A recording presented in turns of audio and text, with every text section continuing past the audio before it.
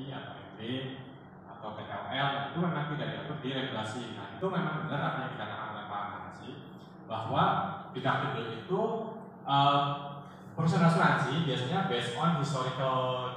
Dari si asuransi itu ada. Yes, betul Pak. Tentunya dengan data-data tadi. Jadi kalau cost ratio-nya tinggi, nanti kan pada saat penutupan ini kan pihak Bapak dengan asuransi kan rekor sekali Pak, menyamakan data. Ini loh ya, sama-sama kita lihat ya dalam 1 tahun periode pertanggungan, Bapak klaim ini, maunya totalnya sekian, gitu. Sementara premi sekian, harusnya sekian. Gitu. Nah dari sini kan dapat presentasinya Pak. Nah ketika itu baru disepakati untuk 5 jam Pak. Kalau mulai 5 menit. Singkat pada jelas. Saya rasa teman-teman di operasional juga sudah paham Pak ya, untuk terkait bagaimana asuransi, bagaimana penilaian. Jadi mungkin sepatah dua